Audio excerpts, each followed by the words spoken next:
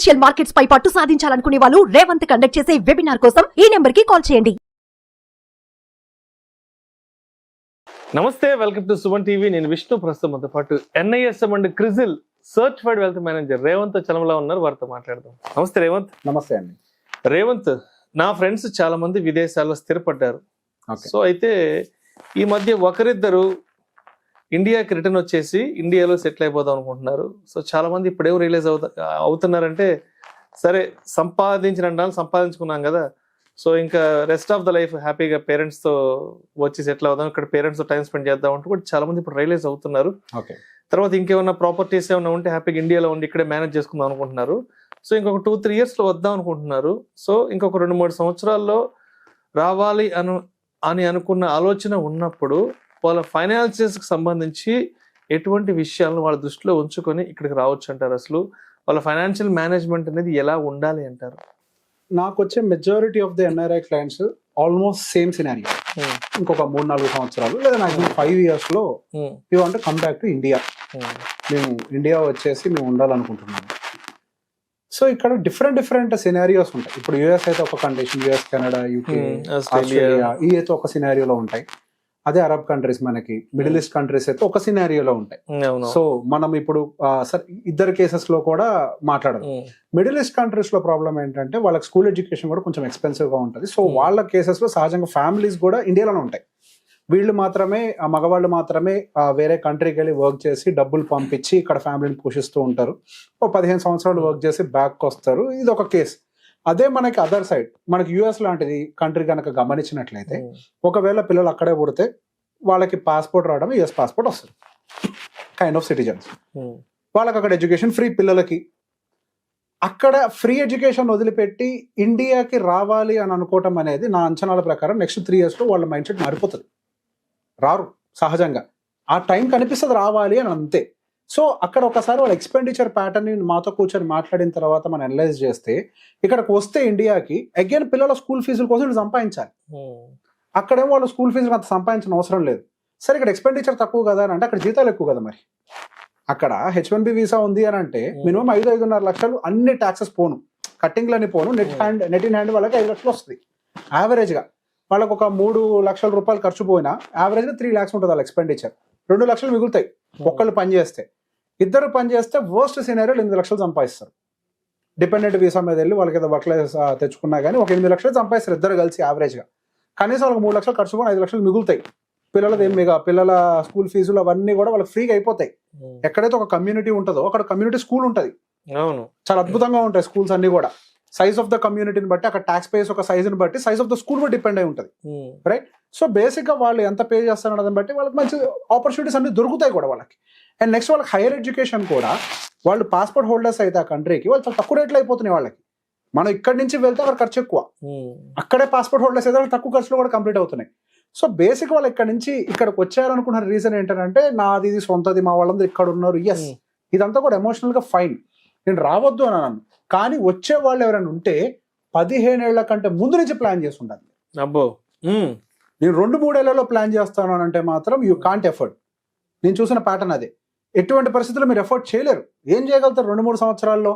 మీరు సంవత్సరానికి 1-2 లక్షల రూపాయలు దాచిపెట్టినా కానీ నెలకి ఎంత చేయగలుగుతారు? 1 కోటి రూపాయలు చేయగలుగుతారా? 1.5 కోటి చేయగలుగుతారా? ఏంటి మీరు US వెళ్ళి అంత కష్టపడి అంత దూరం పోయి 1.5 కోటితో తిరిగి వస్తారా? ఆ 1.5 కోటితోటి మీ లైఫ్ సెటిల్ అవుతుందా? ఒక లెక్క చెప్తా సింపుల్గా. మీరు అక్కడి నుంచి ఇక్కడికి వస్తున్నారంటే ఫైనాన్షియల్లీ ఫ్రీ అయ్యి రావాలి. మీరు ఇండియా వచ్చినా వర్క్ చేస్తారు, that's fine. But financial freedom అనేది మీకు ఉండాలి. ఓకే, పిల్లల బర్డెన్ వరకు మీరు తీసుకుంటారేమో, నో ప్రాబ్లం. అంటే పిల్లల ఎడ్యుకేషన్ ఫీ సంపాదించే దాంట్లోంచి కడతారేమో, అది కూడా ఆలోచించండి ఎంతవరకు పాసిబుల్. ఇండియా వస్తే మీ ప్యాకేజ్ ఎంత ఉంటుంది, అక్కడ కూడా అగైన్ 2-3 సినారియోస్ మారుతూ ఉంటాయి అన్నమాట. కంప్లీట్ గా జాబ్ వదిలేసి ఇక్కడికి రావడం, కొంతమందికి ఏంటంటే మంచి ఆపర్చునిటీ ఉంటుంది హైబ్రిడ్ గా వర్క్ చేయడం, దిల్ గెట్ అక్కడి నుంచి కూడా శాలరీ వస్తూ ఉంటుంది. వాళ్ళ కేసెస్ కాదు. మెజారిటీ ఆఫ్ ద కేసెస్ ఎలా ఉంటాయంటే మొత్తం వదిలేసి రావాలి ఇక్కడ ఇండియాకి.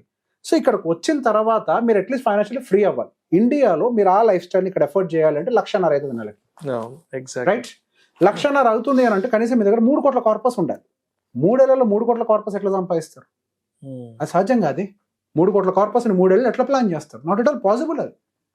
అండ్ దాంతో పాటుగా మీ పిల్లల హైయర్ ఎడ్యుకేషన్ కూడా మీరు కొంత డబ్బులు కూడబెట్టుకుని ఉండాలి. 3 ఏళ్ళ సాధ్యమా? నో. నేను అందుకే చెప్తాను, మీ ప్లానింగ్ 15 ఏళ్ల ముందు నుంచి చేసి ఉండాలి అని.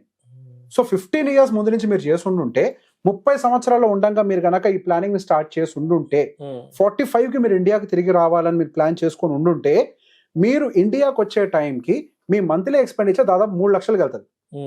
ఓకే, ఏది 1,00,000తో మనం ఎస్టిమేట్ చేస్తే. అదే సరే ఇప్పుడు 1,50,000 ఉందిగా, 1,50,000 తోటి ఎస్టిమేట్ చేస్తే దాదాపు 4,75,000 వెళ్తుంది మీది మంత్లీ ఎక్స్పెండిచర్. దాన్ని ఎఫోర్డ్ చేయడానికి మీ దగ్గర 12 కోట్ల కార్పస్ ఉండాలి. ఆ 12 కోట్ల కార్పస్ అచీవ్ చేయడానికి మీరు 2 లక్షల రూపాయలు ఎస్ఐపి మీ 30 ఏట నుంచి చేయడం మొదలు పెట్టుండాలి. అంటే విదేశాలకు వెళ్తున్న ఇనీషియల్ డేస్ లో అక్కడికి వెళ్ళి సెటిల్ అయిన ఇనీషియల్ డేస్ లో చేయగలిగితే ఓ 12-15 సంవత్సరాల తర్వాత ఇండియాకి వెళ్తాం అన్నప్పటికీ రెడీ అయిపోతుంది, సెట్ అవుతాయి. సార్ మొత్తం 2 లక్షలు కాకపోయినా లక్షణ చేయాలి. ఎందుకంటే వాళ్ళ మిగతాది అక్కడ వాళ్ళకి కొంచెం మనకి పిఎఫ్ లాగా వాళ్ళకి కూడా రిటైర్మెంట్ కార్పస్ వెళ్తూ ఉంటే మంచి డబ్బులు వెళ్తాయి. అండ్ కొంత అక్కడ ఈక్విటీ ఇన్వెస్ట్మెంట్స్ ఉంటాయి కాబట్టి రిటర్న్స్ వస్తాయి. అట్లీస్ట్ ఒక 1,50,000 1,00,000 రూపాయల వరకు అన్నా 1,20,000 వరకు అన్నా కానీ రిటైర్మెంట్ కోసం కార్పస్ పెట్టుకొని ఉండాలి. అదొకటైనా మరి పిల్లల ఎడ్యుకేషన్ కోసం కూడా ఒక 50 లక్షల రూపాయలు ప్రిపేర్ అవ్వాలి కదా. కానీ ఇప్పుడు మార్కెట్ రేట్ ప్రకారం సరే వాళ్ళ ఎడ్యుకేషన్కి వచ్చేసరికి అది 2.5 కోట్లకి వెళ్తుందేమో.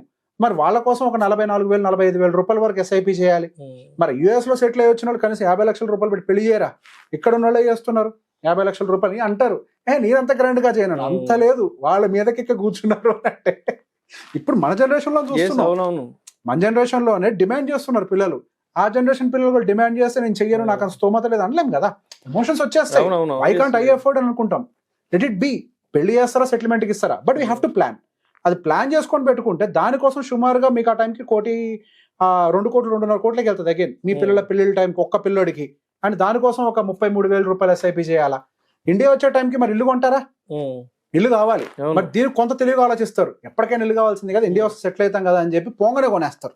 ఎంత పెద్ద మిస్టేక్ అని అంటే అసలు మీరు వచ్చి ఆ సిటీలో సెటిల్ అవుతారని గ్యారంటీ ఏంటి? అదే లొకాలిటీలో ఉంటారని గ్యారంటీ ఉందా? మీరు కొన్నప్పుడు పీస్ఫుల్గా ఉంటుంది, తర్వాత అది కోర్ సిటీ అవుతుంది, దాని చుట్టూ ట్రాఫిక్ వస్తుంది, పొల్యూషన్ వస్తుంది. మీరు ఎందుకుంటారు అక్కడ? గ్యారంటీ ఏంటి? గ్యారంటీ లేని దాంట్లో ఎందుకు ఇన్వెస్ట్మెంట్ చేస్తున్నారు? అసలు తప్పు కదా. సో ఇన్వెస్ట్మెంట్ పెట్టాలి ఇంటి కోసం, కానీ ఇల్లు కొనొద్దు. ఇంటి కోసం సపరేట్ గా ఒక ఎంతో కొంత 80,000 90,000 1,00,000 రూపాయలు మీ స్తోమతకు తగ్గట్టుగా ఆ 15 ఏళ్ల పాటు మీరు సేవ్ చేసుకొని మీరు ఇండియా వచ్చాక, ఎవరికి తెలుసు ఇండియా వచ్చిందంత మాత్రం మీరు హైదరాబాద్ లో ఏమి ఉండరు. మీ జాబ్ లొకేషన్ బెంగళూరు పడొచ్చు, పూనా పడొచ్చు, ఢిల్లీ పడొచ్చు, రైట్? ఏమొద్దు, బెంగళూరు పడుతుంది, మంచి లొకేషన్, ఎక్కడ దొరికింది, మంచి స్కూల్ కాలేజ్ అంత సెట్ అయిన పిల్లలకి వీళ్ళు కొనుక్కుంటారు అక్కడ. అప్పుడు కొనుక్కోవాలి కదా. మీరు ఇప్పుడు కనుక కొని సరే అమ్మేసి మళ్ళీ కొంటామనంటే మీరు అమ్మిన రేటుకి మీరు ఎఫోర్డ్ చేయలేరు. సింపుల్ ఎగ్జాంపుల్ చెప్తా. 15 సంవత్సరాల క్రితం 15 లక్షలు పెట్టి కొన్న ఫ్లాట్ ఇప్పుడు అమ్మితే మహా అయితే 30-35 లక్షలు వస్తుంది. 35 లక్షలు డబుల్ బెడ్రూమ్ ఫ్లాట్ ఇప్పుడు వస్తుందా? సమస్య లేదు, రాదు కదా. కనీసం పాత పురాతన బిల్డింగ్ కూడా రాదు కదా. కదా మరి అమ్మేసి మళ్ళీ ఎట్లా కొంటారు 15 ఏళ్లకి? సో మీరు దానికి ఎంత స్పీడ్ తో గ్రో అయితే అంత ఈక్వలెంట్ స్పీడ్ తో గ్రో అయ్యే అసెట్ లో ఇన్వెస్ట్ చేయాలి. ఇన్వెస్ట్ చేసి అప్పుడు కొనుక్కోవాలి. ఇవి ప్రధానం 15 ఏళ్ళు. అండ్ దీంతో పాటుగా మోస్ట్ కామన్ గా నెగ్లెక్ట్ చేసేది హెల్త్ ఇన్సూరెన్స్ తీసుకోవడానికి. యుఎస్ లో ఉంది మాకంటారు, ఏం చేసుకుంటాం ఇండియా వస్తే? ఇండియా వచ్చే టైంకి డబ్బులతో పాటు బీపీ షుగర్లు కూడా తెచ్చుకుంటావేమో. అప్పుడు నీకు ఇస్తారా? అప్పుడు వాళ్ళతో నో చెప్పించుకుంటారా?